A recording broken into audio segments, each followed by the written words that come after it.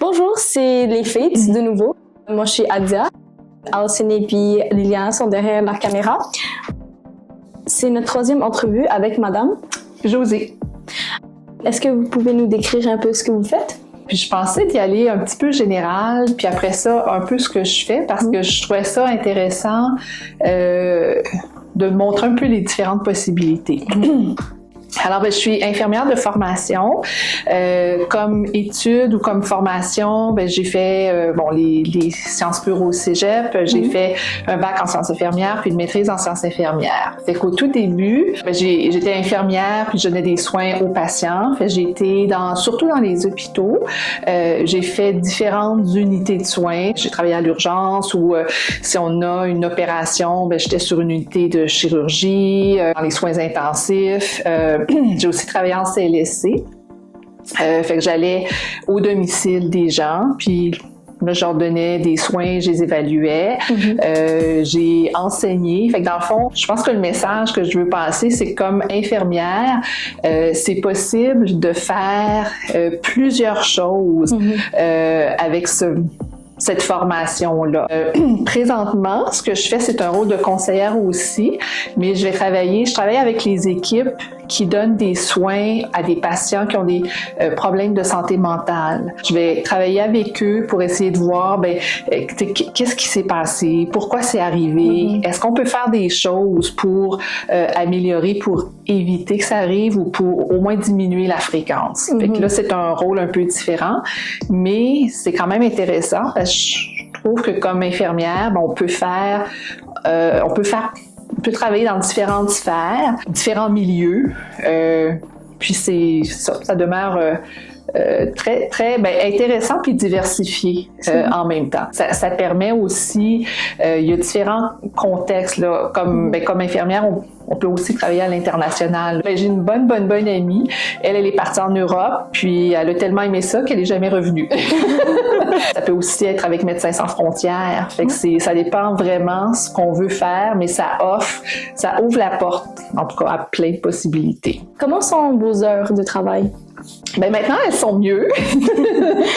Au tout début, quand j'ai commencé, c'était jour, soir, nuit, fin de semaine. Fait que quand on commence et qu'on donne des soins aux patients, les patients sont malades 24 heures par jour. Là. C'est pas parce qu'ils sont rendus 5 heures qu'ils sont plus malades, qu'ils ont plus besoin de soins. Fait que ça prend des infirmières de jour, de soir et de nuit, les fins de semaine, à Noël, à Pâques. Fait que j'ai tout fait ça. J'ai eu des épisodes aussi où le travail était très exigeant. Fait que j'ai dû travailler comme 7 jours sur 7, 3-4 soirs par semaine, fait que ça faisait des grosses semaines. Mais maintenant, c'est beaucoup mieux. Fait que c'est un horaire qui est de jour. Généralement, dans les rôles de conseillère, ça va être plus de jour, mais il y a des rôles de conseillère qui sont de soir, il y en a qui sont de nuit. Mais celui que j'ai, c'est de jour. Puis c'est quand même des heures très bien. Là. Ça peut être par exemple de 8 à 4, 4,5, 5. Fait que c'est quand même très bien. On a parfois on va dire des événements un peu spéciaux. Et là, c'est un espèce de crunch. Là. Fait que là, on travaille plus d'heures pendant un certain temps, mais ça arrête à un moment donné, puis on revient comme à un horaire plus normal. Quand vous aviez ces heures intenses, comment est-ce que ça a affecté la vie en famille ou bien juste la vie privée en général? Beaucoup! Ça affectait beaucoup la vie familiale parce que j'étais toujours enfermée. Soit que j'étais, si je travaillais par exemple à l'hôpital, j'étais à l'hôpital. Sinon, j'étais toujours enfermée dans le bureau en train d'étudier ou de travailler. Fait que ça l'affecte beaucoup dans le sens que il y a juste 24 heures dans une journée, puis il y a juste 7 jours dans une semaine. Fait que si la majorité des heures sont occupées à étudier ou à travailler, il en reste moins. Puis idéalement, on aime ça dormir un petit peu toutes les nuits. Fait qu'il en restait pas beaucoup pour les activités familiales. Quel était votre parcours scolaire? Et quelles étaient les plus grandes difficultés quand vous aviez fait vos études et puis commencé vraiment dans cette profession? Le parcours scolaire, c'est un petit peu comme je le disais au tout début. J'ai fait les sciences pures au cégep. Après ça, un baccalauréat en sciences infirmières, puis une maîtrise en sciences infirmières. Le bac, maintenant, je le recommande pour tout le monde qui veut faire la profession d'infirmière parce que ça ouvre vraiment beaucoup plus de portes. La maîtrise est intéressante parce que ça permet d'accéder à, dépendamment si on veut aller en gestion ou il y a d'autres rôles aussi que j'ai pas parlé, mais admettons plus en clinique, ça pourrait être un rôle de ce qu'on appelle IPS ou infirmière praticienne spécialisée ou les super infirmières, des fois qu'on entend dans les médias ou les nurse practitioners. Il y a différentes appellations, là, mais ça, dans le fond, ça permet d'avoir ta clientèle à toi, puis de les suivre comme ça, ou de se spécialiser dans, je sais pas, par exemple, les petits bébés, là, ou les gens qui ont des gros problèmes cardiaques, fait que ça permet ça également. Puis, les difficultés, dans le fond, quand j'ai commencé, ça a été vraiment de m'adapter à ce nouveau rôle-là d'infirmière parce qu'en stage, on n'avait pas beaucoup de patients. On pouvait avoir comme 3 patients. Puis alors que quand je suis arrivée, le type de soins qu'il y avait, on passait, mettons, à 6 ou 7 patients. Fait que la marge était grande quand même. En stage, il y a une superviseure qui était là, alors que là, c'était vraiment d'apprendre à être autonome. C'est sûr qu'il y a toujours des collègues, mais faut quand même apprendre à être autonome. Le changement, on n'est pas toujours dans la même unité. Fait que changer d'unité, ça change les façons de faire, ça change les pratiques. Ça a été une autre difficulté. Une autre difficulté, c'est encore, on en entend encore parler dans les médias, le TSO, le temps supplémentaire obligatoire. Fait que, dans le fond, fait que tu te présentes à ton chiffre, puis là, comme tu es dans les plus jeunes, on te force à rester le chiffre suivant. À ce moment-là, on forçait à rester le chiffre au complet. Là, je pense qu'ils essayent de couper la poire en deux, puis de faire, mettons, un 4 heures. Fait que, admettons, dépendamment, là, mais au lieu de faire 3 chiffres de 8 heures, ils vont essayer de faire comme 2 chiffres de 12 heures. Fait que c'est déjà plus facile à gérer que 16 heures. Puis après ça, tu dors juste quelques heures, puis il faut que tu reçois, t'es encore debout parce que tu retournes à ton chiffre régulier à toi. Fait que ça c'était difficile. Vraiment. À quelle sorte de personne est-ce que vous recommanderiez ce travail? Quelqu'un qui aime les gens. Quelqu'un qui aime travailler avec les gens, qui aime aider les gens, qui aime travailler en équipe. Quelqu'un qui est flexible parce que des fois, ça bouge beaucoup, qui aime quand ça bouge. Fait qu'il y a beaucoup de travail d'équipe, d'entraide aussi. Fait que quelqu'un qui aime travailler en équipe. Également, c'est important. Quelles sont 3 affaires que vous adorez de votre travail et puis 3 affaires que vous aimez un peu moins bien? La diversité des rôles qu'on peut faire comme infirmière, c'est vraiment une des choses que je trouve que c'est super bien pour ça, de choisir le milieu ou même le pays où on veut travailler. C'est sûr que si on change de pays, des fois c'est un petit peu plus compliqué, là, mais c'est quand même possible de faire ça. C'est sûr que le contact avec différentes personnes, différents gens, c'est vraiment bien. Puis peut-être en lien avec le travail que je fais présentement. Et ça, c'est vraiment depuis la pandémie, il y a une possibilité de télétravail. Fait que ça, c'est intéressant. Oui, parce que maintenant, dans le fond, le travail que je fais, je travaille avec des équipes qui donnent des soins en santé mentale, mais j'ai plus besoin de donner des soins aux patients. Fait que c'est le rôle de conseillère. Fait qu'à ce moment-là, le travail que je fais peut se faire en télétravail.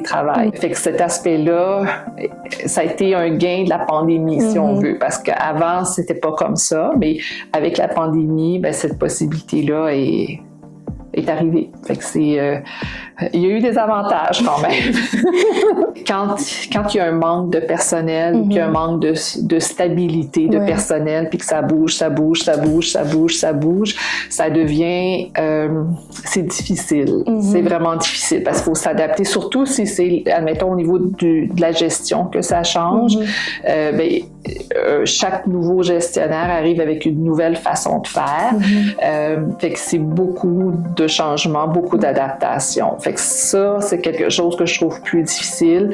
Puis c'est ça, quand il manque de personnel, peu importe où c'est, puis qu'il faut comme compenser, puis que les échéanciers sont là pareil, fait que ça met de la pression. Fait que cet aspect-là, c'est un peu difficile aussi. Puis peut-être une autre chose, admettons, on va dire dans le passé, si on me demandait de faire des choses, mais que j'avais pas le contrôle là-dessus, fait que ça devient difficile. On me demande certaines actions, mais c'est pas moi qui est responsable de ces actions-là, mais on me demande que ça soit fait. Mettons, un supérieur demande des tâches qui soient faites, mais c'est pas des tâches que moi je peux faire. Ça va être quelqu'un d'un autre département, d'un autre service, d'une autre direction qui peut faire, et j'ai aucun contrôle, moi, sur cette personne-là. Récemment, c'est vraiment une grande chose que les infirmières, spécialement, ne se font pas payer assez. Et puis, il y a toujours un manque de personnel et dans ces termes. Donc, d'abord, combien de chiffres est-ce qu'une infirmière peut espérer faire, genre au début, et puis comment est-ce que ça peut progresser? Et puis, est-ce que ce montant est assez? Chiffres, on va dire dans les 5 chiffres, là, fait que c'est pas nécessairement aidant, parce que les 5 chiffres, ça va de 10 000 à 99 999. Fait que c'est sûr que c'est là-dedans. Mais il y a quand même, il y a des échelons. Mettons comme infirmière, il y a des échelons comme infirmière technicienne. Fait que ça, c'est celle qui va au cégep. Et il y a des échelons différents pour celle qui fait son bac. Puis, échelon, si je me rappelle bien, là, échelle technicienne, il y en a 12. Échelle bachelière, celle qui a le bac, il y en a 18. Et ils sont plus élevés. Puis, ça augmente. Généralement, c'est une fois par année. Fait que si on travaille à temps plein, là, on va monter d'un échelon à chaque année. Fait que ça monte comme ça. Celle qui est au cégep, elle, à un moment donné, elle va topper, elle va atteindre le top, alors que celle, si tu es à l'université, tes échelons, t'as plus d'échelons, puis ils sont plus élevés. Fait que tu peux progresser plus. Par la suite, là, ça va dépendre un peu de ce que tu es prêt, du rôle un peu que tu fais. Et ça va être plus au niveau de la gestion. Si tu t'en vas au niveau de la gestion, là, à ce moment-là, ça va devenir dans les 6 chiffres. Il y a différents niveaux maintenant, mais il peut y avoir des chefs de service, il peut y avoir des coordonnatrices qui sont les chefs des chefs de service, il peut y avoir des directeurs ou des directrices qui sont les chefs des coordonnatrices. Et après ça, tu peux avoir, ça peut aller comme jusqu'au... le PDG, PDGA, il y a différents titres. Puis c'est sûr que plus tu montes, plus le 6 chiffres grossit aussi. Mais ça vient avec beaucoup de responsabilités et beaucoup d'heures, là. Est-ce que c'est payé suffisamment? Avec les conditions, je serais portée, moi, à dire non. Mais des fois, c'est que c'est plus les conditions qu'on aimerait qu'il soit travaillé que le salaire en soi, là, mettons comme infirmière. Parce que c'est vraiment d'être obligé de rester à travailler. Fait que même si tu as admettons, ça m'est arrivé aussi. Là, je me levais le matin pour mon bébé parce qu'à ce moment-là, ma fille, c'est un bébé. Fait que je me levais 2 jours pour mon bébé. Je faisais mon chiffre régulier de soir. Et là, on me disait, t'es obligée de rester, t'es la plus jeune. Faut que tu restes, puis tu travailles de nuit. Fait que ça veut dire que tu viens de faire 24 heures sans dormir. C'est vraiment difficile. Et ça, tu peux pas dormir beaucoup parce que ton bébé, elle va se lever pareil, là, à 6-7 heures le matin, puis t'as encore ton chiffre de soir. Fait que c'est plus ça, je pense, qui aiderait. Oui. Puis, voilà. C'est difficile mentalement, donc. Ça peut être. Ça peut être difficile, ouais. Avec de l'expérience, vous aviez parlé un peu de comme vous aviez progressé de l'infirmière vers un autre poste ou bien une grandeur. Est-ce qu'il y a d'autres façons de diversifier ça avec le temps? Genre, quels sont des avantages pour une infirmière qui... voyager, c'est sûr, tu sais, c'est cool, mais comme je pense pas que tout le monde puisse faire ça. Donc, en termes d'une infirmière super régulière, quels seront ses avantages? Je pense quand même de ces possibilités-là le sont, mais elle peut rester au Québec, là, elle peut en aller en Afrique ou à l'international, mais elle peut rester au Québec puis quand même avoir accès à différents milieux de soins. N'importe où, peu importe la région, dans le fond, c'est possible de travailler comme infirmière. Fait que ça peut être intéressant. Quelqu'un qui veut, qui veut travailler à Montréal, peut travailler à Montréal. Il y a vraiment plein d'opportunités. Quelqu'un qui dit, moi, j'en ai assez de la grande ville, je m'en vais en Gaspésie, je m'en vais aux îles, je m'en vais dans le Grand Nord québécois, ou j'ai mis une plus petite ville, je m'en vais à Cowansville, peu importe, c'est possible. Puis de choisir un peu la clientèle. Je pense que ça peut être intéressant, ça aussi. Je pense que c'est comme un avantage en soi d'avoir toutes ces possibilités-là, parce qu'elles sont là. C'est sûr qu'il y en a certaines que ça prend un peu plus de temps, parce que des fois,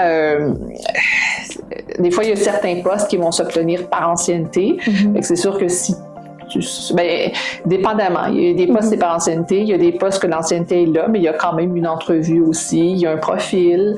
Fait que si tu as certaines expériences, ça peut aider, mais si dans ta personnalité, il y a des qualités qui ressortent, ça peut t'aider justement à obtenir un poste là, qui convient. Fait que ça, je pense que c'est quand même très bien là, comme avantage. Là.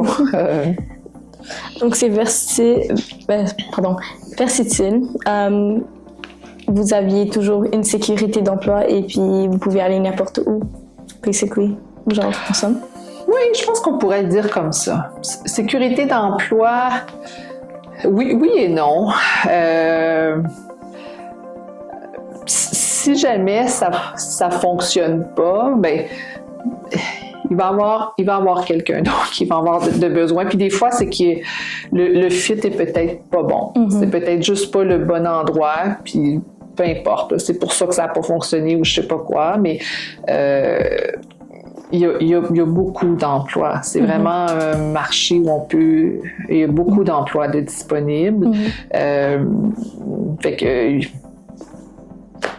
c'est ça. Fait que si ça n'a pas marché à un endroit, il va en avoir plein d'autres. Puis l'idée, je pense, c'est d'essayer de trouver qu'est-ce qui nous convient, qu'est-ce qui convient le mieux, là. Est-ce que vous auriez des conseils pour quelqu'un qui veut devenir infirmière ou à commencer ses études? Mon conseil, en tout cas le premier que je donnerais, ce serait de faire au moins un bac, parce que c'est bien, il y a le rôle est plus grand, ça ouvre plus de possibilités. Fait qu'à ce moment-là, ce serait comme de faire le DEC-BAC intégré. Fait que c'est 5 ans. Dans le fond, c'est quelqu'un qui veut devenir infirmière, c'est qu'au cégep, tu t'inscris, puis le programme, dans le fond, c'est un DEC-BAC intégré. Fait que la durée est de 5 ans.